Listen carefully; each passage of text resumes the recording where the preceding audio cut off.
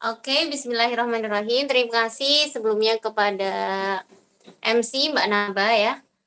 Bismillahirrahmanirrahim. Assalamualaikum warahmatullahi wabarakatuh. Waalaikumsalam warahmatullahi wabarakatuh.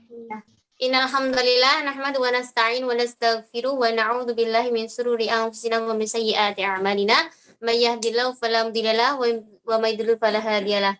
Asyhadu an la ilaha illallah wa asyhadu anna Muhammadan 'abduhu wa rasuluh. Amma ba'd. Pertama, marilah kita panjatkan bersyukur kehadirat Allah Subhanahu wa taala yang mana pada pagi hari ini kita masih diberi kesempatan, kesehatan, terutama karena kita bisa bertatap muka meskipun lewat online ya.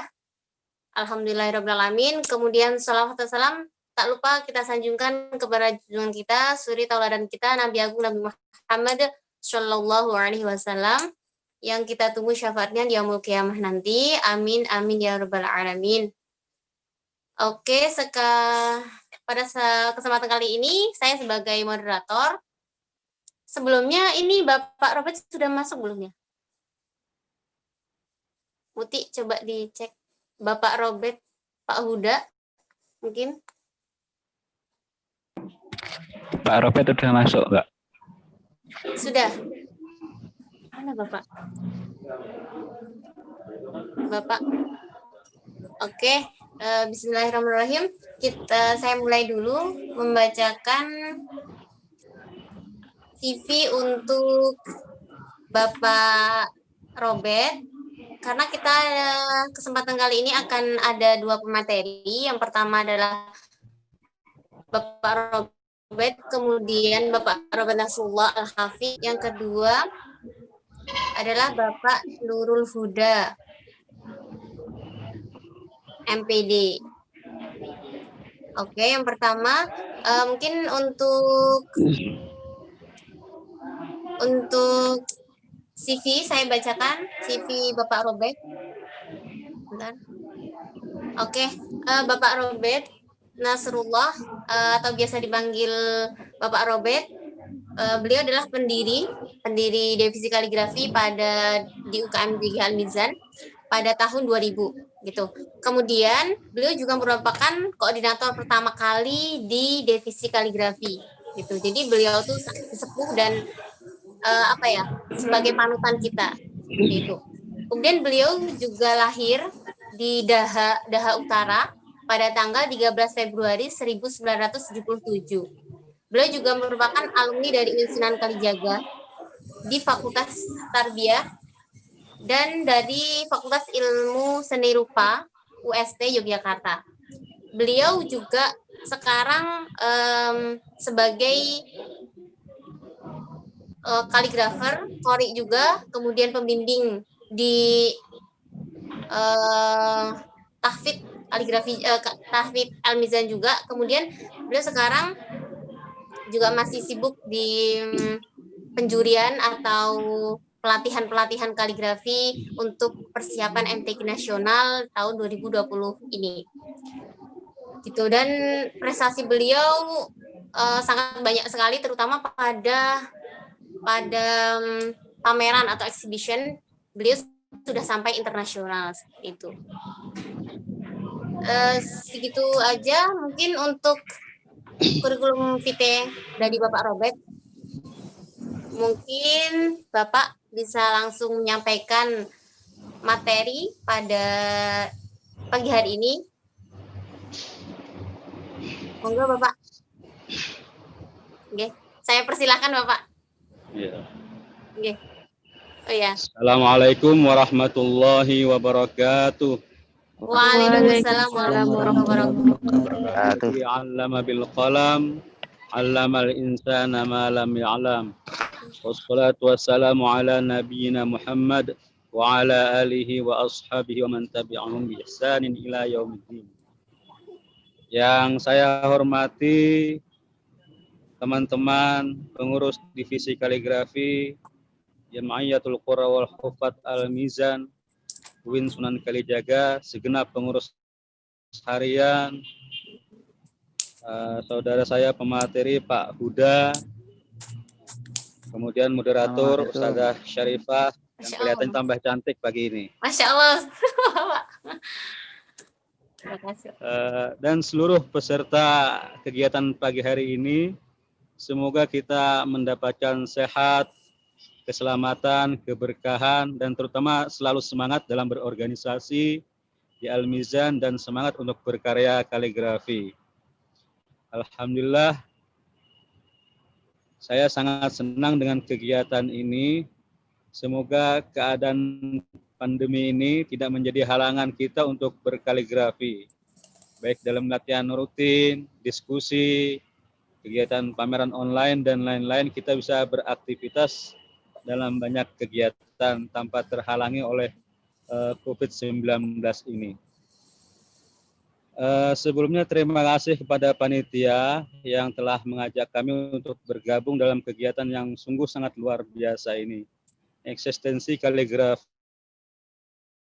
Nusantara. Kaligrafi sebelumnya dimaknai sebagai tulisan global, ya. Ada kaligrafi Indonesia, ya, atau yang disebut kaligrafi Latin, kaligrafi Jawa, kaligrafi Lombok, Bali, Kalimantan, dan seterusnya. Tetapi ketika kita menyebut kaligrafi Arab, tentunya sudah pasti visual yang ditampilkan adalah abjad Arab, tetapi belum pasti Al-Quran. Kalau kaligrafi Al-Quran sudah pasti bahwa teks yang ditampilkan adalah kaligrafi Al-Quran, gitu. Namun kelihatannya arah pembicaraan kita pada kesempatan ini adalah kaligrafi Arab yang sekarang ini banyak kita geluti. Berbicara tentang eksistensi kaligrafi di Nusantara, tentunya kita harus melihat sejarah awal-awal masuknya Islam ke Indonesia. Ada banyak versi tentang bagaimanakah, kapankah Islam masuk ke Indonesia. Ada yang berpendapat abad ke-7, ada yang berpendapat abad ke-13. Semuanya bisa kita pelajari bersama untuk membangun spirit nilai-nilai Islam yang membawa tentunya abjad Arab itu ke Indonesia.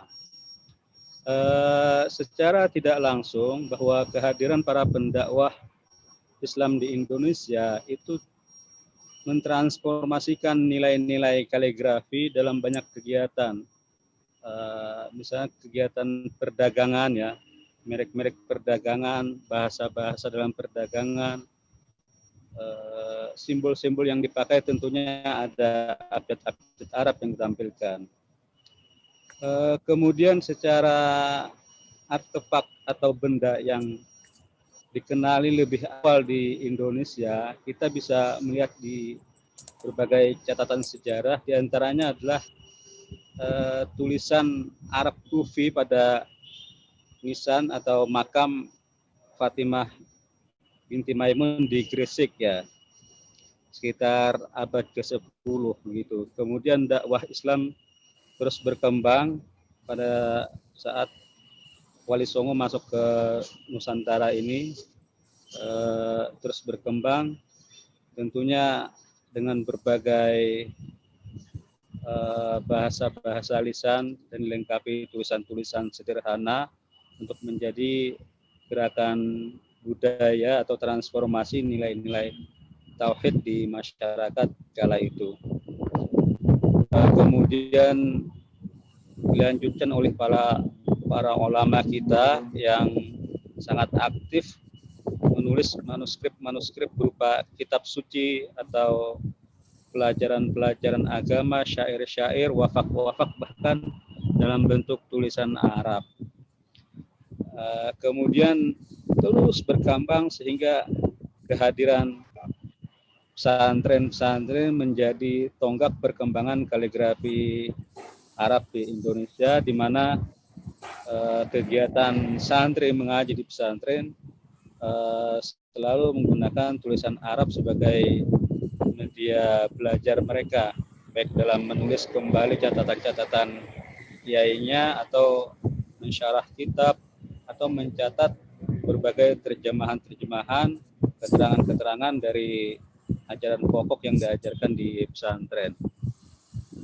Kemudian di Indonesia kita sudah tentu memaklumi dan merasakan bahwa perkembangan kaligrafi semakin semarak ya ketika masuk ke wilayah MTQ. Kemudian juga berdirinya Lembaga Kaligrafi Al-Quran atau LEMKA tahun 1985, di mana santrinya hampir seluruh Nusantara sekarang itu menjadi berkat huruf-huruf yang dikembangkan dengan berbagai media yang sekarang kita kenal. Mungkin ada naskah, hiasan mushaf, dekorasi, dan yang terakhir kaligrafi lukis atau kontemporer. Visualisasi atau atraksi dari kaligrafi tidak jarang kemudian menampilkan ornamen-ornamen yang mendapatkan spirit lokal dari wilayah-wilayah di Nusantara. Pada tahun 1991, pencetusan dimulainya penulisan Mushaf Istiqlal yang dimotori oleh Kiai Abdul Razak Al-Muhili dan Profesor Adi Firoz. Ini dikatakan bahwa mushaf ini adalah mushaf pertama yang mengekspresikan ornamen-ornamen seluruh Nusantara. Jadi kita bisa melihat ragam ornamen Nusantara pada iluminisasi Mushaf Istiqlal yang membangun spirit semangat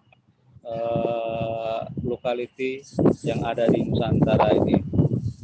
Dan sekarang ini bahwa kita melihat kehadiran banyak sanggar dan santri-santri yang belajar kaligrafi dengan sendirinya menjalin kebersamaan, menjalin silaturahmi, mempersatukan kita bersama dalam media dakwah kaligrafi, sehingga kita bisa saling belajar, bertukar informasi, bersilaturahmi untuk membentuk, untuk merajut ornamen Nusantara menjadi nilai-nilai keindahan yang penuh dengan keberkahan.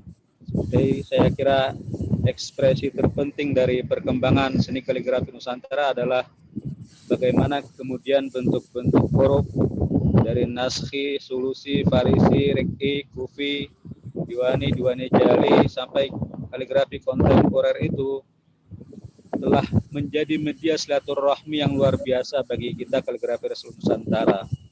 Dan pada akhirnya nanti adalah menjadi sebuah kemegahan yang luar biasa manakala kalimat-kalimat yang penuh berkah itu kemudian menjadi spirit kita dalam beramal, dalam bermoral, dalam bermasyarakat, dalam beribadah, sehingga kemudian bahwa keindahan kaligrafi itu tidak hanya pada ekspresi tulisan, tetapi bagaimana tulisan itu kemudian membangun semangat nilai-nilai luhur Nusantara ini. Kebiasaan-kebiasaan nenek moyang kita misalnya beribadah dengan tekun, kebiasaan yang ramah, gotong royong, saling tolong menolong,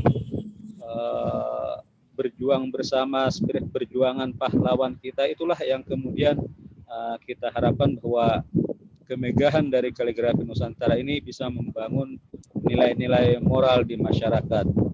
Kita menjadi kaligrafer sekaligus menjadi motor dan media pendakwah, penyebar nilai-nilai perdamaian, kebersamaan, ya, mengajari masyarakat atau sahabat atau tetangga kita yang mungkin saja tidak bisa membaca Al-Quran dengan baik, ya, membaca Fatihah dengan baik, kita bisa mengajarkan sahabat-sahabat kita berbagi ilmu berdakwah walaupun satu huruf dengan kegiatan kaligrafi tadi. Harapan kami adalah bahwa Divisi Kaligrafi Al-Mizan mulai membentuk kajian-kajian dan latihan-latihan secara terjadwal, ya, sehingga kemudian kita bisa mendata atau menginventaris bentuk-bentuk kegiatan yang sudah kita laksanakan, termasuk mungkin juga perlu penyusunan atau pengajaran dasar-dasar iluminisasi atau ornamen Nusantara, di mana di Jogja itu kan kita diperkaya dengan sebutan kota budaya, kota batik, ya. Ekspresi lokal di Jogja itu sungguh sangat luar biasa untuk membangun kekayaan dan kedahsyatan, kemegahan, keberkahan dalam berkaligrafi. Intinya adalah bahwa spirit kaligrafi Nusantara bisa membangun, menyemangati, merajut kasih sayang, kebersamaan, gotong royong, ya, saling tolong menolong, dan sekaligus yang terpenting adalah kita sendiri sebagai pelaku kaligrafi, sebagai pengurus kaligrafi, ini memulai sedini mungkin untuk berdakwah dalam kaligrafi, berdakwah dengan media kaligrafi. Jadi ketika orang bertambah cinta dengan Islam, bertambah ramah, bertambah semangat dalam beribadah, menjadi lebih baik, itulah puncak dari keberhasilan kita dalam berkaligrafi. Saya pikir semangat kaligrafi, elastisitas huruf bertumpuk, kemudian bisa dibentuk dalam berbagai deformasi, panjang, bulat, persegi, dan seterusnya, itu adalah melambangkan bahwa kaligrafi itu sangat elastis. Kaligrafi itu mengajarkan kepada kita untuk hidup elastis, hidup ramah, saling tolong menolong, gotong royong, dan seterusnya. Akhirnya selamat kepada panitia yang telah menyelenggarakan kegiatan ini, ya. Pak Huda, terima kasih banyak. Ustazah Syarifah, terima kasih banyak. Serta pengurus-pengurus yang lain, terima kasih banyak yang telah bersamai adik-adik kita di Bisik Kaligrafi, sehingga saya kira kita harus melawan pandemi ini dengan kegiatan-kegiatan positif. Salah satunya dengan kegiatan yang teman-teman selenggarakan ini. Kemudian selanjutnya mungkin setelah saya selesai tugas, ini kebetulan kan saya keliling, kita akan menyusun kegiatan pameran, ya, pameran kaligrafi, entah untuk Al-Mizan sendiri atau kita mengundang kaligrafer dari luar, sehingga kemudian dinamika kaligrafi di Al-Mizan terus berkembang, terus memberikan sumbangan positif dari perkembangan kaligrafi di Yogyakarta dan mudah-mudahan di Nusantara.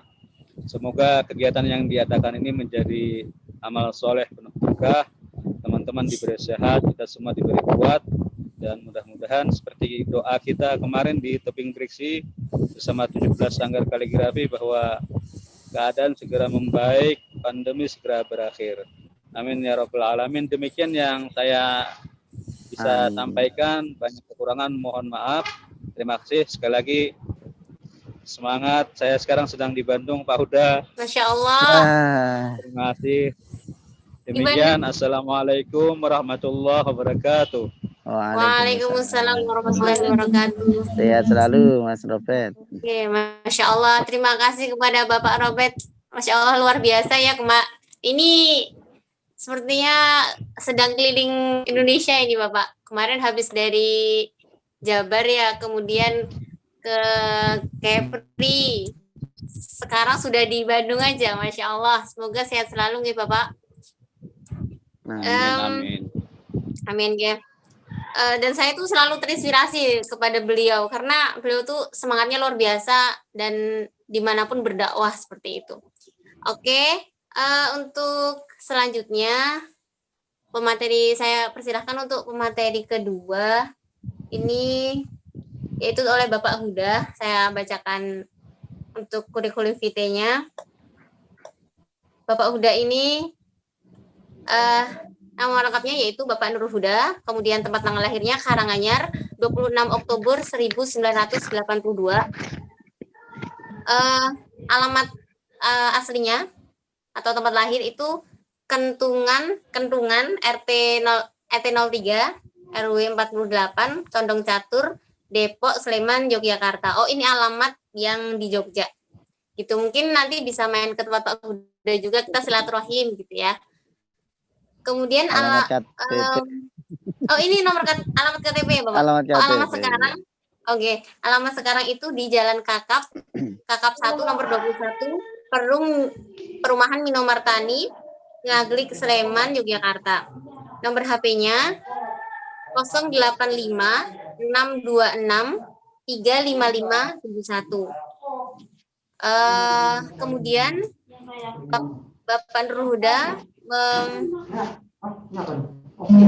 riwayat pendidikannya yaitu dari TK Pertiwi 2 Sroyo Jatan Karanganyar, kemudian SD Negeri Sroyo, kemudian SMP MTS MDA Al Muayyad Surakarta, MA-nya MAKN Man 1 Surakarta, kemudian S1-nya beliau dari BSA Fakultas Adab UIN Sunan Kalijaga Yogyakarta. Selanjutnya beliau melanjutkan ke program pasca sarjana UIN Sunan Kalijaga jurusan PBA, lulus tahun 2012. Dan di sini banyak sekali pengalaman beliau ya. Saya pun membacanya Masya Allah. Dan saya bacakan beberapa saja. Beliau Nggak ini usah. selain beliau juga dosen, sekarang alhamdulillah jadi sekjur ya Pak ya. Sekjur PBA gitu. Mungkin kayaknya kemarin ada juga dari PBA gitu. Nanti ketemu Bapak Huda gitu di PBA.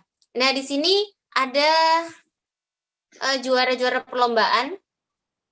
Yang pertama itu pada tahun 1998. Jadi beliau sudah berkaligrafi sejak zaman dahulu. Mungkin ini ada yang belum lahir ya, belum lahir 1998. Ini saya masih 2 tahun ini. Ini beliau juara 1 MKQ naskah. Jadi kaligrafi naskah di Kabupaten Karanganyar. Kemudian beliau tahun 2003 itu juara 1 lomba kaligrafi dekorasi tarbiyah se-IAIN Sunan Kalijaga. Jadi namanya dulu masih IAIN. Kemudian juara 2 lomba kaligrafi tarbiyah tingkat mahasiswa se-Jawa dan se-Bali. Jadi sudah nasional ya. Kemudian juara 1 MKQ naskah MTQ tingkat provinsi di Yogyakarta 2005, juara 1 MKQ naskah tingkat provinsi Yogyakarta, dan terakhir itu MKQ naskah. Jadi beliau ahli di bidang naskah ya, naskah kaligrafi di Yogyakarta 2012. Setelah itu beliau Masya Allah, ini saya baca. Nih, 2014 juara 1 tim lomba APE SD Al-Azhar 26 Yogyakarta. Jadi beliau selain di dunia akademik juga beliau masih sangat antusias dan sangat aktif di kaligrafi gitu. Kemudian juara 1 kompetisi guru berprestasi Madrasah Ibtidaiyah se-Sleman tahun 2014. Kemudian juara 1 kompetisi guru berprestasi madrasah tingkat provinsi Yogyakarta. Pengalaman organisasi beliau sebagai di IPMA SLTP MTS Al Muayyad Surakarta, kemudian OPPK MAPK sekarang MAPK Surakarta tahun 1999. Nah, beliau juga aktif di bidang kaligrafi itu di organisasi Al-Hashimi MAPK Surakarta, jadi di MA, kemudian Zikia UKM JK Al-Mizan. Jadi beliau juga dulu tuh alumni dari masih keluarga di UKM JK Al-Mizan. Setelah itu beliau juga di Gria Seni Kaligrafi Arabiyah Yogyakarta 2005 sampai sekarang. LKP Jogja Kaligrafi. Kalau nanti Antuna kalian semua tahu LKP Jogja Kaligrafi. Itu. Kemudian pengalaman pameran ini juga sangat banyak sekali sampai tidak bisa terhitung dengan tangan. Pameran kaligrafi Istiqlal, Istiqlal di UIN Sunan Kalijaga Yogyakarta. Kemudian pameran kaligrafi Kembali Tuhan di Hall UIN Sunan Kalijaga Yogyakarta. Kemudian pameran kaligrafi di Masjid dan Peradaban di Masjid Istiqlal tahun 2017 dan lain sebagainya. Dan beliau pun juga aktif menulis menulis buku ya, sangat banyak sekali di sini. Mungkin nanti kalau pengen tahu tentang beliau bisa kontak langsung ke beliau gitu ya. Untuk selanjutnya mungkin dari Bapak saya persilahkan waktunya. Seperti itu. Monggo, Pak. Bismillahirrahmanirrahim. Assalamualaikum warahmatullahi wabarakatuh. Waalaikumsalam warahmatullahi wabarakatuh. Warahmatullahi wabarakatuh. Waalaikumsalam warahmatullahi wabarakatuh. Alhamdulillah, berarti suara saya jelas. Terima kasih. Ini ada guru kami, Mas Robert Nasrullah, dan terima kasih pada panitia yang telah memberi waktu meskipun sebentar. Nanti saya mungkin tidak lama karena ya memang berbagi waktu ya. Saya senang juga untuk pada hari ini, dan Mbak Syarifah selaku moderator maupun ada beberapa panitia yang lain yang sebagian saya tahu atau sudah kenal maupun yang belum. Saya ucapkan selamat dan sukses untuk anak-anak semua di UKM JKH Al-Mizan, karena memang tadi sudah disebutkan bahwa di Al-Mizan kalau kami dulu adalah bentukan angkatan pertama dari Mas Robert, angkatan kaligrafi atau divisi kaligrafi pertama di tahun 2000. Jadi mungkin ada yang baru lahir ya di tahun 2000. Jadi tahun 2000 itu kami sebagai angkatan pertama di UKM JKH Al-Mizan divisi kaligrafi. Jadi apa kaitannya dengan tema hari ini? Saya kira divisi kaligrafi di UKM JKH Al-Mizan juga bisa merepresentasikan kaligrafi Nusantara, begitu. Karena anggotanya itu banyak dari berbagai daerah, dan mungkin jika diklasifikasi saya kira sudah banyak sekali yang ide-idenya kemudian berkembang, termasuk Mas Robert yang sudah menemukan kekhasannya baik nasional maupun internasional, sudah punya khasnya. Kemudian teman-teman yang sudah ke ranah MTQ ataupun lomba lainnya itu sudah menampilkan ranah yang bermotivasi selain dari secara materi tadi Al-Quran, juga bermotivasi mengambil spirit dari kebudayaan lokal dari daerahnya masing-masing juga. Dan itu sudah lama dibentukkan, atau dari pemateri yang dulu pun sebenarnya sudah juga, bahwa misalnya menggunakan ornamen itu tidak hanya dari Timur Tengah, itu sudah sejak lama di Al-Mizan sudah diarahkan juga, meskipun memang karena lembaga kaligrafi yang lebih awal itu adalah ada di Kudus, ada di Jakarta, ada yang kemudian menjadi pondok pesantren pertama LMK itu juga semuanya adalah bentuk lembaga yang terinspirasi atau ingin mewadahi eksistensi tadi kaligrafi Islam di Nusantara. Nah, adanya pesantren, kemudian mata kuliah, mata pelajaran baik di pondok pesantren ya, bukan pondok makan, di pondok pesantren, kemudian di madrasah, di sekolah, itu semuanya pada akhirnya membutuhkan sebuah dokumentasi yang saya yakin dari JKH Al-Mizan itu dengan beragamnya prodi yang mengikuti di divisi kaligrafi itu, saya yakin itu bentuk dokumentasi yang nanti itu akan sangat menguatkan eksistensi berikutnya kaligrafi di Nusantara itu. Jadi apabila sisi dokumentasi kaligrafi di Nusantara ini tidak ada yang melakukan, ya kemungkinan lambat laun juga akan hilang bersama dengan ketika para kaligrafernya sudah tiada.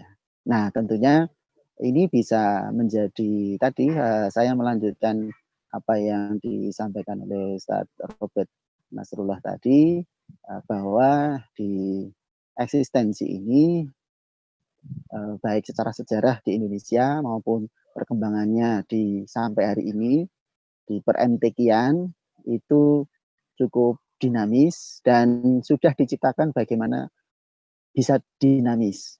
Tidak ada yang paling kuat, ya, tidak ada yang paling kuat, tetapi bagaimana semuanya adalah bermakna. Jadi dalam berkarya itu sudah tidak ada siapa yang paling kuat dari sana dari sini, itu tidak diciptakan itu, tetapi bagaimana eksistensi kaligrafi Nusantara tadi supaya untuk semua. Jadi ketika kalian total nanti berkarya itu sudah berpikir bahwa berkaligrafi itu tidak melulu menang dan kalah begitu, tetapi bagaimana eksistensi itu sendiri berangkat dari individu kalian, kemudian kelompok maupun lembaga, tetapi itu semuanya adalah untuk membangun karakter tadi. Mas Robert juga sudah menyinggung bahwa eksistensinya adalah salah satunya juga di karakter. Jika tidak terlalu banyak mengimbas pada karakter diri kita, ya eksistensinya sebenarnya juga tidak akan membekas.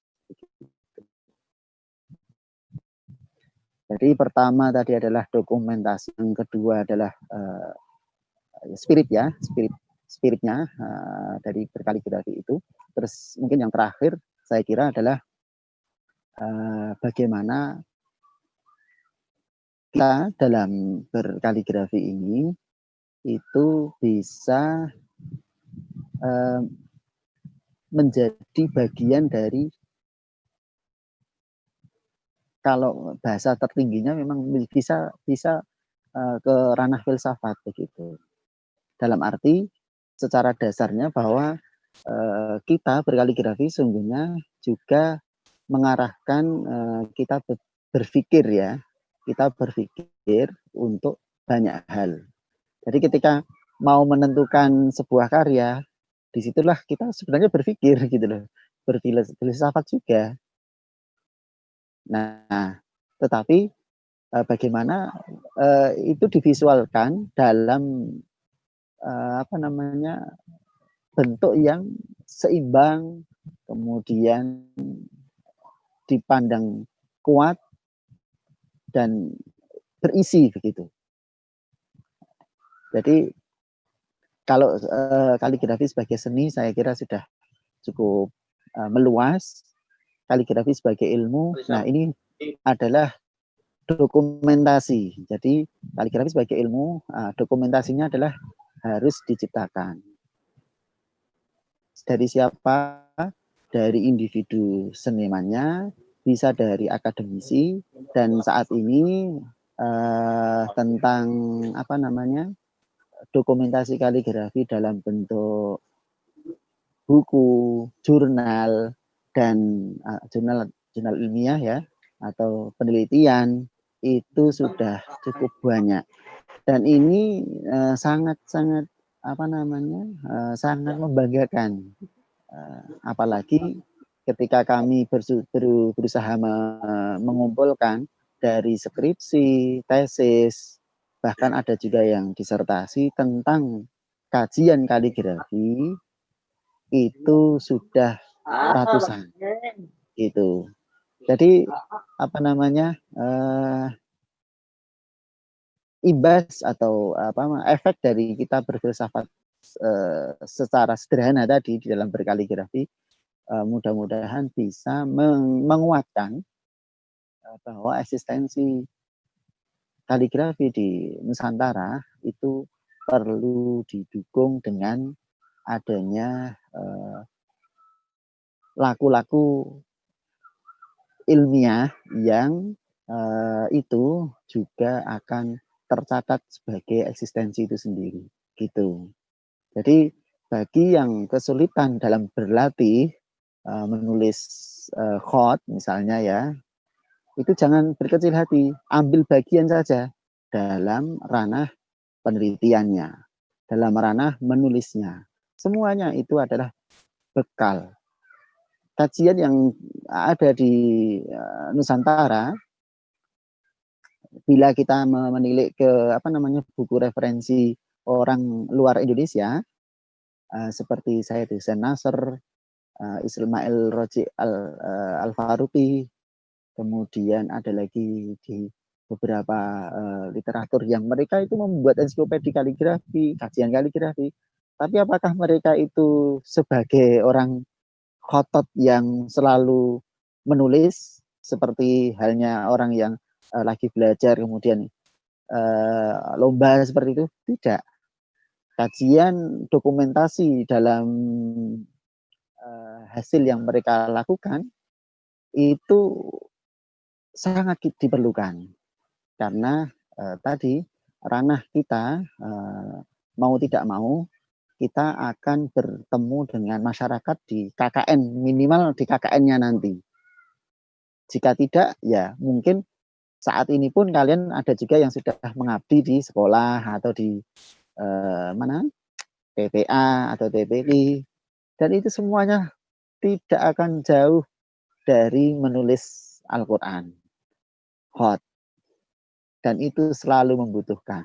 Makanya tadi kita selepas dari YIN, WIN, kemudian di luar kita agak kesulitan kalau memakai lembaga Al-Mizan saja. Karena apalagi harus ganti pengurus tiap tahun kan gitu. Jadi akhirnya kita dulu dengan teman-teman menggunakan nama di luar, tetapi spiritnya insya Allah masih tidak jauh beda, bahwa kita adalah juga bagian dari spirit mengapa divisi kaligrafi Al-Mizan itu didirikan.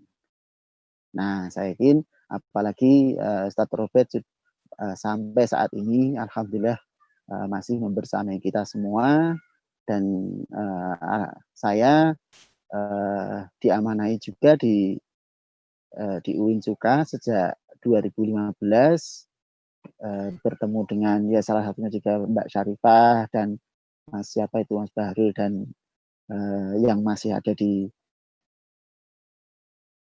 itu, bahwa saya pun juga mengampu mata kuliah itu. Jika ada yang dari PBA pendidikan bahasa Arab ya kalau yang dulu pernah ketemu ya saya mengampunya juga di kaligrafi. Kemudian jika kalian mau melanjutkan, mudah-mudahan ke depan ada S2 kaligrafi dan S3 kaligrafi ya, seni Islam ya. Ini di beberapa kampus PTKIN sudah lumayan gencar mengadakan prodi seni Islam dan arsitektur. Dan itu sangat peluang untuk kalian ambil.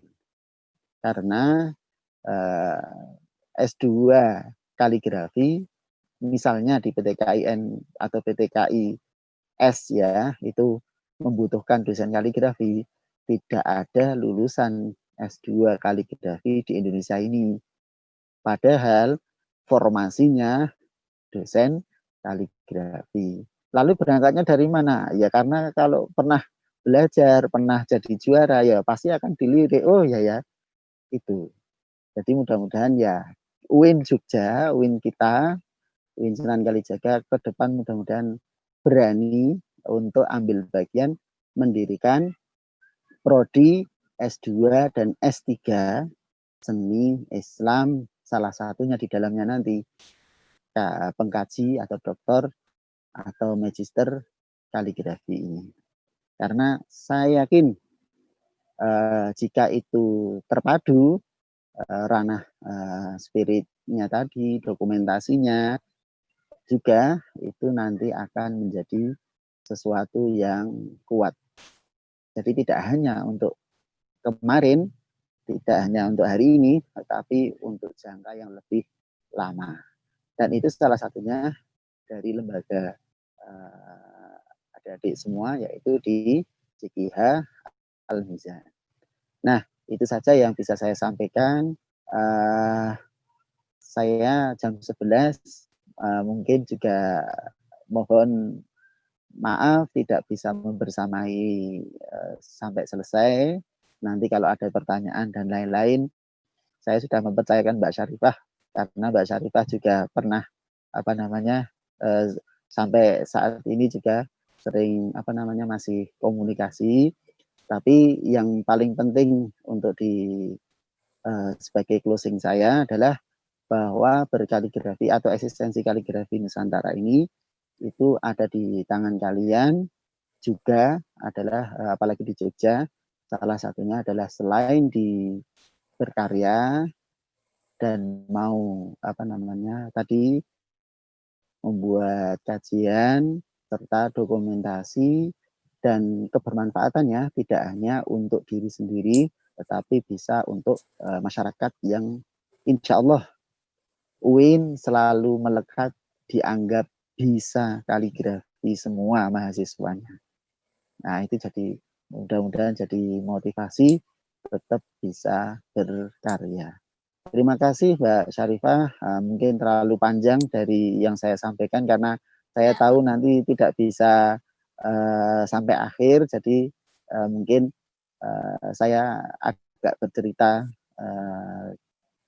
lebih dari 15 menit sepertinya itu. Ya. Dan tambah satu lagi bahwa saya S1, S2 dan nanti S3 atau di disertasinya, karena saya juga mahasiswa Uinsuka ya. Saya juga sama Mbak Syarifah. Jadi mahasiswa Uinsuka, maba ya. Saya juga angkatan 2020, mahasiswa PBA S3 dan insya Allah disertasinya pun S1 tentang Khotsulus, S2 Khotnasri, S3 insya Allah mudah-mudahan media pembelajaran berbasis kaligrafi. Jadi semuanya saya tidak jauh kajian saya dari kaligrafi.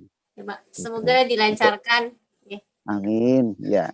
Untuk tulisan-tulisan yang saya kumpulkan, salah satunya juga di Google Scholar atau di jurnal-jurnal yang insya Allah saya mulai tahun ini juga akan semakin tambah konsisten dalam kajian kaligrafi. Insya Allah seperti itu. Terima kasih Mas Robert jika masih ada. Dan panitia, selamat dan mudah-mudahan adik-adik semua, anak-anak semua yang mengikuti diklat ini semuanya maju dan tidak perlu takut ketika mau berkarya itu udah nggak usah takut. Jadi tetap lakukan saja. Gitu. Spiritnya sama dengan Mas Robert bahwa di tengah pandemi tetap saja silahkan berkarya. Terima kasih dari saya. Apabila ada kesalahan dan kekurangan, mohon maaf. Assalamualaikum warahmatullahi wabarakatuh. Waalaikumsalam warahmatullahi wabarakatuh. Masya Allah, terima kasih kepada Bapak Huda yang telah memaparkan sangat jelas ya. Dan saya mengambil kesimpulan bahwa ingat teman-teman semuanya, kaligrafi itu luas dan kita bisa memilih hanya menjadi praktisi kaligrafi, bisa juga menjadi peneliti atau pengkaji kaligrafi itu sendiri gitu. Dan yang terpenting adalah tujuan kita berkaligrafi itu untuk berdakwah dan bermanfaat untuk masyarakat gitu ya. Oke, mungkin saya undur diri ya. Terima kasih. Oh, Bapak. Mohon maaf. Oh, begitu. Padahal ini ada pertanyaan, Bapak. Satu pertanyaan aja. Ini saya juga acara jurnal di Semarang. Jadi oh, gitu, nggih. Ya. Jadi udah saya percayakan nanti Mbak Syarifah bisa ikut ini. Ya, Pak. Oke, terima kasih, Bapak. Semoga Ya, lancar terima kasih. semuanya.